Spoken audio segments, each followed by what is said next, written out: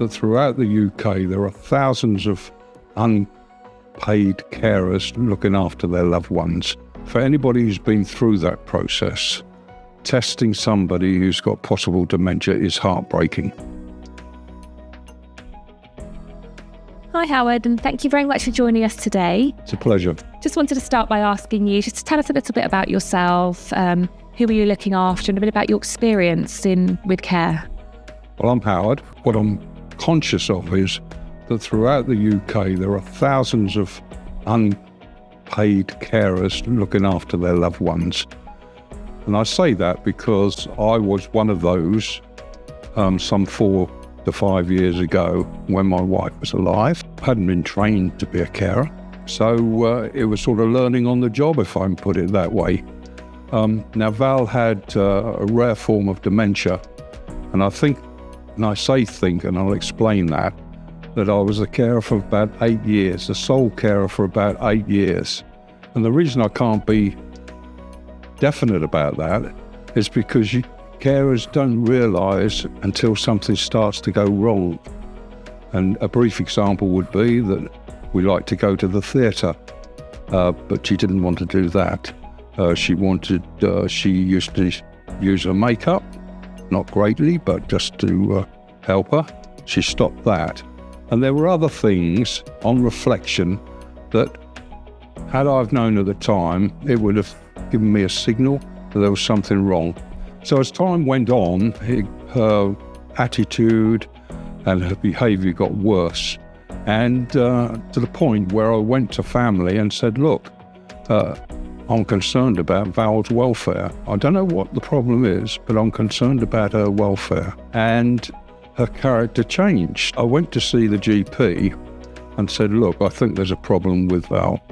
And when she went in for an appointment, he said, I'll do a test. Now, for anybody who's been through that process, testing somebody who's got possible dementia is heartbreaking. When the doctor says, what is that animal on the picture?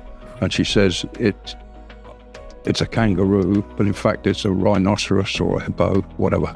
And there were other simple questions that she just couldn't answer. And that took 3 months to persuade her. And I know for a fact, speaking to carers, they find it very difficult to get them to a GP for the initial test. And when that test had been done, he suggested that we go to a memory clinic. We went to a memory clinic and the test was even worse.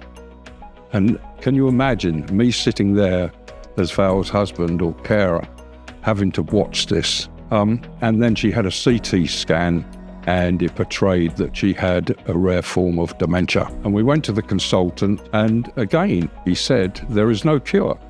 There is no medication for the type of dementia that she has. So we came away from there knowing that everything was going downhill. And one of the telling things was that she used to like Casualty or Holby City. She used to watch that. And in one of the series, a sister was portrayed as having dementia. And she sat in the lounge and she said, I do not want to be like that. And I found that very telling. In a perverse sort of way, it is more difficult for the carer than the person being cared for, because as they get worse, they don't realise what's going on. You have your loved one there, but in fact you're alone. And that is one of the most difficult things because the conversation stops. One of the things that I want to stress is you have to try and stimulate your loved one to do tasks like help make the bed. They may make a mess of it, but it's getting involved. Is there something that you wish you'd known when you first started having to support Val at home whilst you were going through this, very rushing time? Yes, information. That was lacking. I thought I was alone.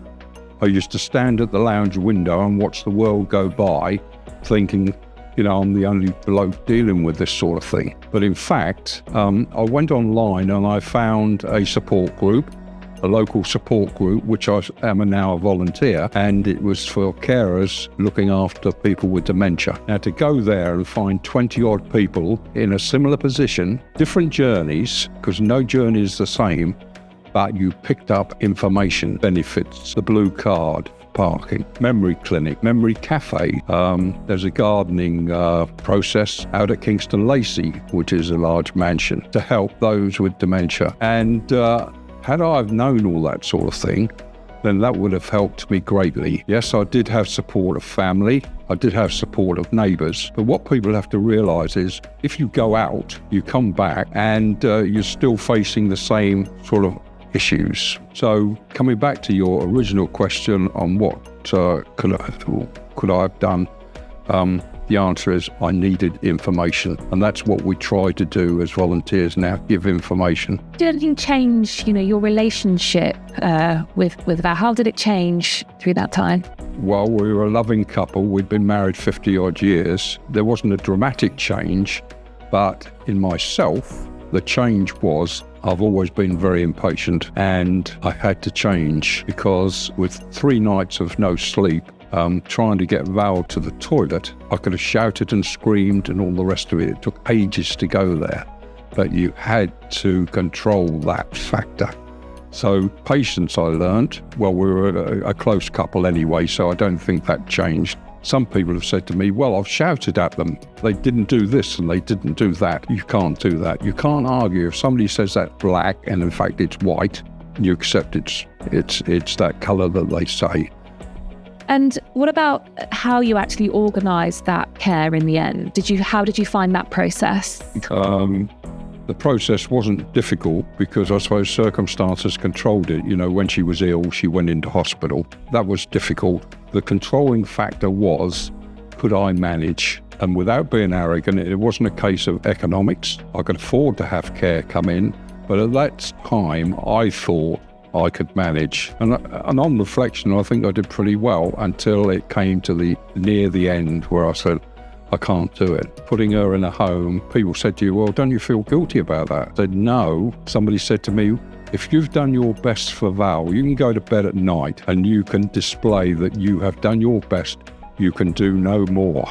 And that's the sort of premise that I've lived by. And what would you encourage other people to do that, are in similar situations to you in their local communities throughout the country? What is there available to them? Well, we have to bear in mind that not everybody's online. So let's deal with the online aspect. There are many forums. One is run by the Alzheimer's Society, where you can go on there and chat and you gain information from that. There are obviously local forums as well. I mentioned the Dementia Cafe, those sorts of places. And I would encourage those who are online to actually research. The information doesn't come flowing to you.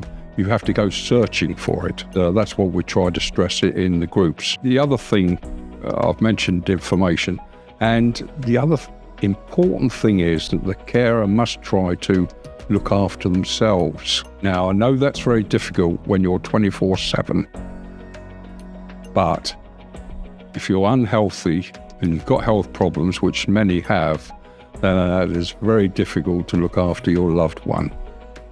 So that's another thing. Try and get respite for your loved one. There are organisations that provide a fortnight's break. I know one organisation that has a caravan in Bridport, in Dorset, where you can go and spend a week or a fortnight there. So there are these things, I put things, but organisations and facilities and support out there, but you've got to look for it. Now, those who aren't online, that is a bit difficult, but I befriend on the telephone a large number of people who have issues, and you can impart information that way.